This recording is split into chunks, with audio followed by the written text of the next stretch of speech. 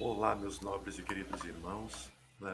Começamos aqui desejando um domingo maravilhoso para todos vocês, que tenham uma semana muito especial, uma semana cheia de grandes realizações, de grandes conquistas, que possam também reservar um tempo para estar conosco no decorrer da semana, nos programas ao vivo e também nos programas aqui lançados através das gravações.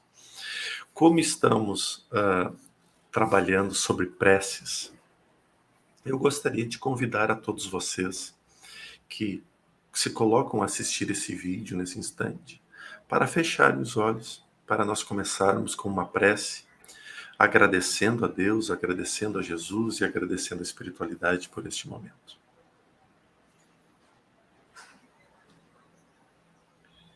Amado e bondoso Pai, agradecidos somos por estarmos aqui reunidos em Teu nome, com o propósito do aprendizado e do crescimento.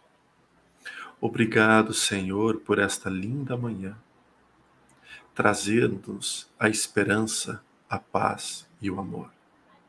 Obrigado, Senhor, por fazer uma vez mais o amanhecer deste dia, mostrando a luz que todo instante nasce e brilha em nosso ser.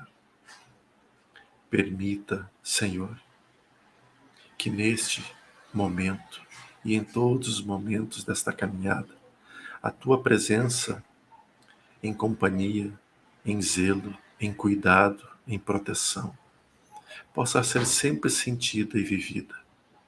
E também pedimos para que através dos bons espíritos estejamos nós aptos às melhores intuições, aos melhores sentimentos e às melhores reflexões.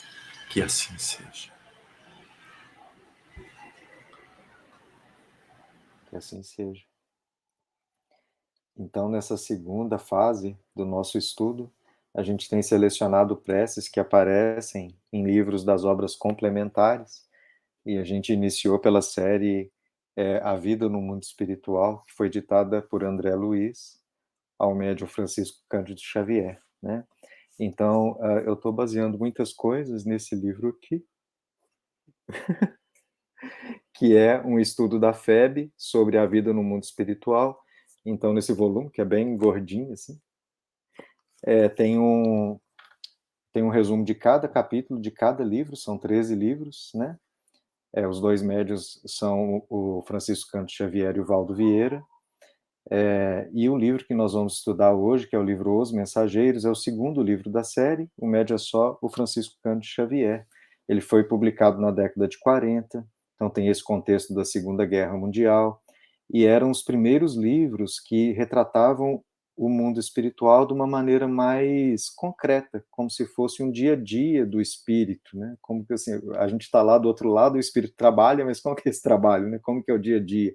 Como que são os estudos, as escolhas, as instituições que tem lá, como vivem as famílias lá. Então, André Luiz trouxe todo esse mundo muito mais realístico, vamos dizer assim, do que o Kardec, porque o Kardec ele trouxe um arcabouço filosófico, até científico, mas ele não descrevia o dia a dia, né, no mundo dos espíritos.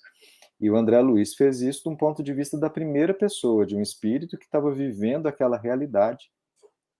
E no livro Os Mensageiros, eles falam sobre o núcleo que tem em nosso lar, que prepara as pessoas para virem à Terra e serem médios, serem dirigentes de casa espírita, serem tarefeiros, né? Então, são mensageiros do plano maior que vão encarnar com essa missão de executar, né, esse intercâmbio entre os dois mundos. E nesse livro, então, é descrito sobre um posto de socorro, que é como se fosse uma instituição menor, já na zona mais densa, aonde nosso lar tem um ponto de apoio, né? E esse ponto de apoio, então, é muito importante para o trânsito entre nosso lar e o plano da crosta mesmo, onde estão os encarnados.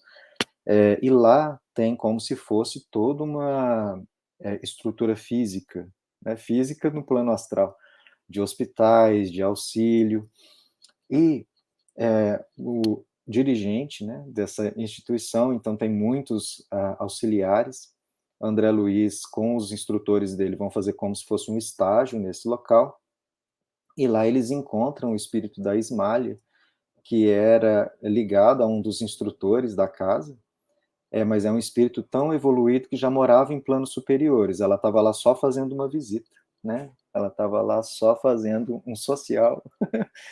E nesse social, como o espírito não deixa de ajudar em todos os momentos, em todas as circunstâncias que ele está, a Ismália, ela se dispõe a intervir pelos doentes que estão ali.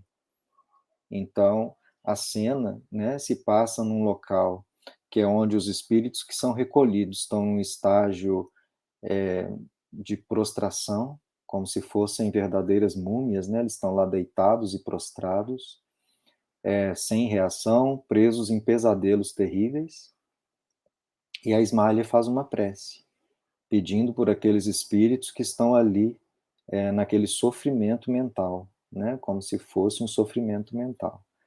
E aí, nessa prece que ela faz, ela movimenta as forças do alto, e o André Luiz descreve de uma maneira muito bela como ele enxergou essas energias todas descendo do alto e socorrendo aqueles irmãos que estavam ali. Então a gente combinou previamente, né? Fábio vai ler a prece que a Ismália fez, e o André Luiz destaca, não é tantas palavras que ela usou, é o sentimento e a energia de auxiliar que ela colocou nessas palavras, né?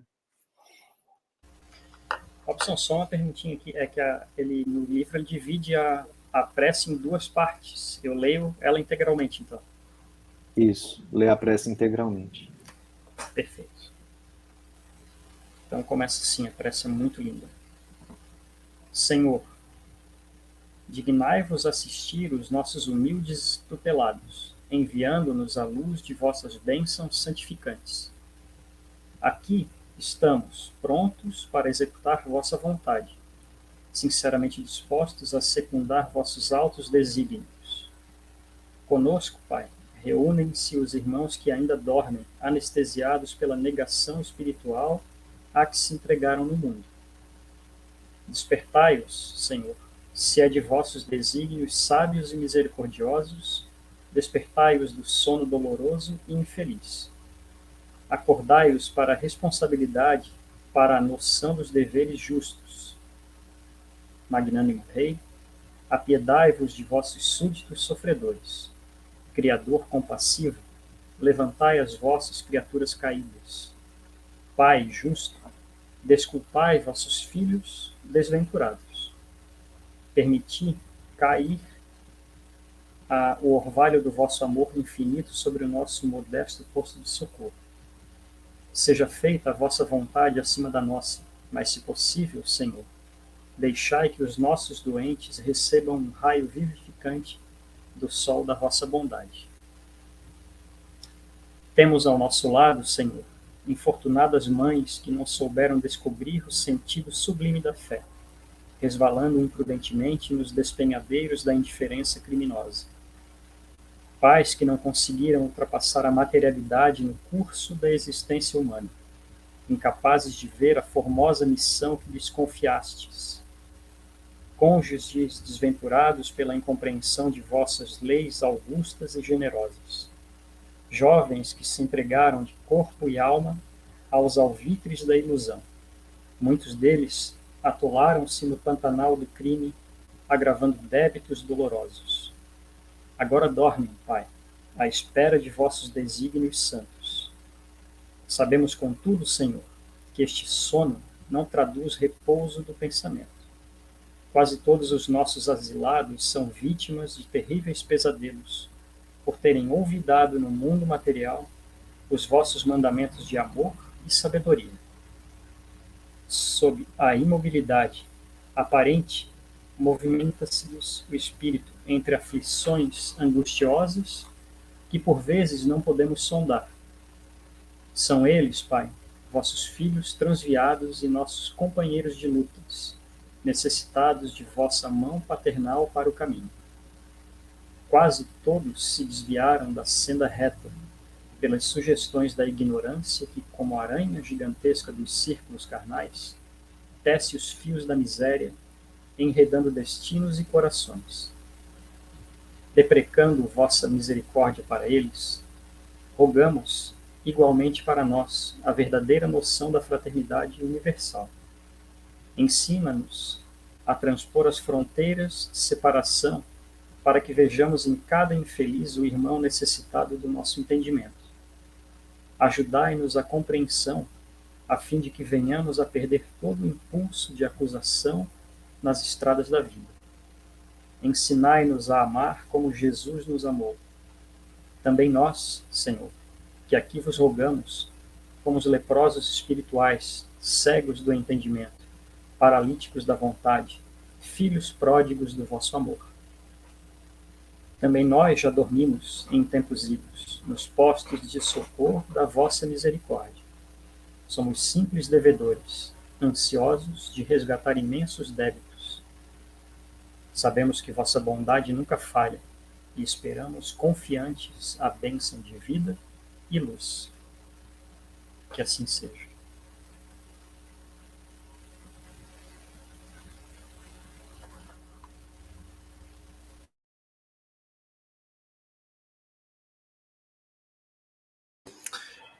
Quanta lucidez, né? Ela se coloca também na condição de cega em relação às questões do amor, às questões do conhecimento. Eu sempre, quando começo a falar sobre mediunidade, eu falo para todo aquele que começa a estudar. O livro Os Mensageiros, ele tem que ser uma obra obrigatória na leitura de quem busca o desenvolvimento da mediunidade. Principalmente pelo seu início, que é muito esclarecedor, mostrando que o próprio André, por já estar no mundo, vivendo em nosso lar, por estar em equilíbrio, por estar aprendendo a conviver e principalmente trabalhando nas câmeras de retificação, ele precisa passar por um trabalho todo de despertar das suas percepções, despertar ainda mais, aprimorar a sua clarividência, a sua clareaudiência, para que aí possa ir a estes mundos, né, que é o do socorro imediato àqueles que precisam. Os relatos iniciais dessa obra são incríveis, mas a oração dessa querida irmã, quando André chega e se depara com aquele ambiente onde muitos espíritos permaneciam em sono profundo. E os sonos, como bem fala na prece, que viviam em pesadelos, os sonos são exatamente para repararem e darem forças a esses pesadelos internos que muitos irmãos ali estavam. A providência divina colocando 5, 6 ou vários anos ainda a pessoa em sono, até o ponto dela conseguir.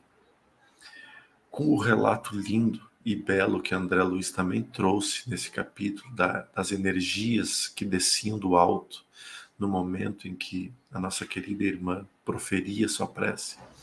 E veja que não são as palavras.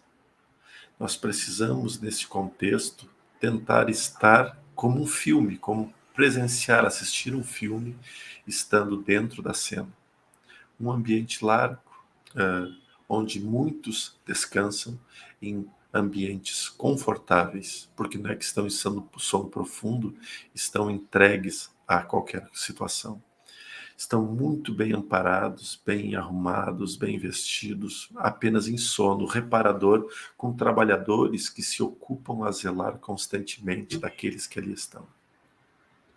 Então vem a nossa irmã e derrama sobre todos a intensidade do seu amor, refletido em palavras. Então André começa a ver todo aquele movimento espiritual que cai sobre aquelas pessoas, os banhos que promoveram as curas, que começaram a promover o despertamento. e talvez esteja dando um spoiler nesse momento, né? Mas após essa prece, alguns despertam deste sono. A primeira reação que temos ao despertar é: nossa, que bênção! Mas não são todos assim. Muitos desses que despertaram olharam assustados e apavorados e saíram correndo em busca daquilo que antes era segurança a eles, o desespero.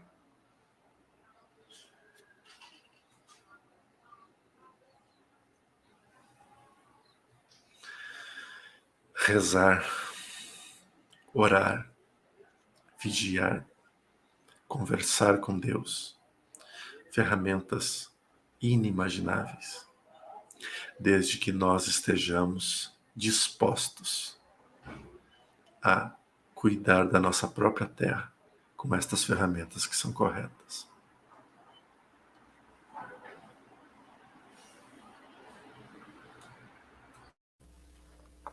Interessante aqui, né, esse trecho, porque ele divide aqui essa oração no livro aqui em duas partes, né? E ele dá uma pausa aqui, que é justamente numa pausa que a Ismália faz na prece, e aí depois ela continua o segundo trecho, né? Mas nesse intervalo, o André Luiz vai descrever aqui o que ele está vendo, né? E aí a gente tem aqui talvez uma noção muito mínima do que seria na realidade, né? Porque ele está descrevendo, ele como espírito, vendo todas aquelas luminosidades que brotavam, né, da Ismália, do seu chakra cardíaco, né, e da fronte dela que se iluminava, né? E aí ele vai descrevendo aqui a luminosidade de cada ser de acordo com a sua elevação, né? O Jordelê até falou ali da Ismália, que ela se colocou como ainda também como uma pessoa que precisa desenvolver, né? Ela como com humildade ela se coloca assim: eu também sou, né? Tenho as minhas faltas, eu preciso melhorar também. E ela ela já vive em outros planos, né? Um pouco mais elevados. E ela vem até esse posto de socorro para fazer essa linda prece. E o André Luiz vai descrevendo aqui, né? Daí que a energia da Ismália ela era mais luminosa, mais radiante, né? Que as outras mulheres que acompanhavam ela também tinham uma luminosidade um pouco menor do que a dela, mas que também eram parecidos. E aí depois ele descreve a luminosidade dos trabalhadores daquele local, que já eram um pouquinho mais apagadas, mas também resplandeciam uma luz. E aí eu achei interessante, porque daí o André Luiz está falando das energias das pessoas, né? E daí ele vai falar da dele e do Vicente, que são os dois assim, estagiários, né? Que estão acompanhando ali o Aniceto, né? Nesse aprendizado, nessa colônia, né? Ou nesse posto de socorro. E aí ele fala assim: Vicente e eu mostrávamos fraca luminosidade. Então, olha, né, são espíritos que conseguem ver que existe muita coisa além, e isso que eles já estavam assim, de forma equilibrada já, né? Mas como a luz, quando a gente se dispõe mesmo a uma mudança real, como ela vai sendo gradativamente fortalecida, né? É muito bacana. E aí, mais para trás aqui, depois o Jordelê comenta da eficácia da prece, né? Da prece, da importância da prece, né? Nós fazermos a prece e tal. O Aniceto fala para o André Luiz aqui mais no final desse capítulo seguinte: na prece encontramos a produção avançada de elementos força. E aí mais adiante ele ainda fala: cada espírito tem a capacidade diferente para receber. Essa capacidade é a conquista individual, né? Então, apesar dessa prece movimentar uma energia tão grande, né, tão bonita, e ele descreve que depois uma chuva aqui, eu não lembro agora direito qual a palavra que ele usa, mas uma chuva de energia, e aí dependendo da minha vibração, do meu padrão vibratório, eu vou captar mais ou menos energias salutares daquela oração, né? Então depende da gente fazer nossa parte, e a entrega sincera, que a gente já repetiu aqui várias vezes em vários vídeos, para a oração, né? Se conectar de verdade com Deus mesmo, com certeza a gente vai estar abrindo mais o nosso campo para que a gente receba mais, né, do alto. E saber que a gente está sendo amparado é muito bonito. Eu vivo repetindo isso, né? Muito bonito, mas é muito bonito. Mais que bonito, essencial, né? Eu acho que essa fala que Jordelei trouxe, assim, de você tem que tentar vivenciar o que você está lendo. A gente pode aproximar de um texto desse com uma visão muito acadêmica, né? O André Luiz, ele fala muito dos processos e como é a técnica e o sopro curador, e aí tinha técnicos em sopro curador e tinha técnicos em passes, né? E tinha os médicos espirituais e tal. Então, se a gente fica muito preso nessa coisa, né, do estudo, do fenômeno, a gente acaba perdendo o principal, que é como isso tudo toca o nosso sentimento. Como isso tudo consegue movimentar que a gente se reconheça como esse espírito que ainda tem muita questão a ser resolvida, como a gente passou pela câmara e ficou deitado ali, igual a Ismália coloca, né? O quanto que a gente ainda precisa dessa ajuda uns dos outros. E aí a gente acaba se emocionando junto com o texto. Deu para perceber os dois colegas emocionados, e eu também confesso que fiquei emocionado na leitura da prece, né? Porque isso que o Fábio falou é muito bonito, mas é mais que bonito. Isso quer dizer que dentro de nós está se movimentando uma coisa. Não é só a leitura porque eu estou aprendendo algo. É a leitura que está movimentando a minha energia espiritual e que está me fazendo modificar o meu ponto de vista, né? E aí, à medida que a gente faz isso, isso é que traz esse impulso para a evolução.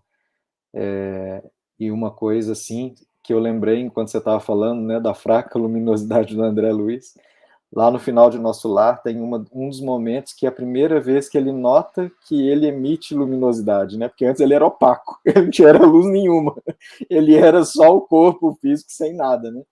E que aí ele viu aquela luzinha, e aí ele fala da alegria dele se perceber como o espírito do bem, né?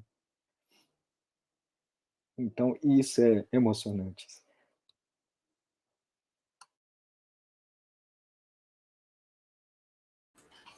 Sabe que isso, Robson, do a gente vivenciar a imagem. Eu estava lá estudando ainda no ensino médio, né? Na nossa época se chamava segundo grau e não ensino médio, e estávamos lendo as literaturas que tinha que estudar para saber durante o vestibular. E uma das obras que eu estava lendo na ocasião era Capitães da Areia, de Jorge Amado. É Jorge Amado, né? É. E, e aquela obra era tão rica de detalhes, de informações, do que se viviam, do que eles viviam, que era como se estivesse de olhos fechados, olhando a cena, olhando cada uma das cenas. E quando eu fui para o mundo, para o meio espírita, né, para estudar a doutrina, ler as obras, foi exatamente essa visão que começou a aparecer, porque é estar dentro da história. E isso que tu abordaste lindamente agora, André Luiz também aprende através de uma reflexão na sua terceira obra, que é No Mundo Maior. A terceira é Obreiros da Vida Eterna. Missionários da Luz. A terceira é Missionários da Luz. Obreiros da Vida Eterna é o número 4. Isso eu sei porque eu acabei de revisar aqui. Tá, não, perfeito, Por isso perfeito. que eu tô lembrando Não, de mas cabeça. é missionário. Mas eu acredito que seja na terceira obra, então é Missionários da Luz, que quando eles vão visitar o trabalho de materialização espiritual. É na terceira obra. Eu lembro, não lembro o nome, mas eu lembro com os fatos. E ali o resultado final que ele recebe do orientador que estava com ele é: nossos irmãos encarnados cada vez abrem mais o intelecto e fecham seu coração. Que entra em comum acordo com isso que tu acabou de dizer. A gente vai estudando toda a parte muito científica que tem ali, vai olhando os detalhes de como é o trabalho do sopro curador, de como é o trabalho dos médicos, de como é o trabalho das câmaras de retificação, e a gente acaba esquecendo do coração que está ali envolvido, ou seja, do sentimento que está ali envolvido para que aquilo ocorra. E quando a gente está olhando, por exemplo, o filme Nosso Lar, a gente lendo, a gente tem uma noção. Mas quando a gente vê a dor, os dramas visualizados em imagem, nos toca mais. Então, cabe-nos, sim, uma leitura um pouco mais liberta, uma leitura um pouco mais profunda de se colocando como um dos personagens da história, né? Se André Luiz estava opaco, não tem problema, a gente vai de sombra mesmo, né? Mas a gente vai, o importante é ele.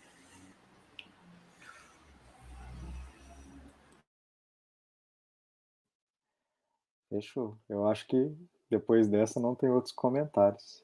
A gente pode então despedir da turma. Até o próximo.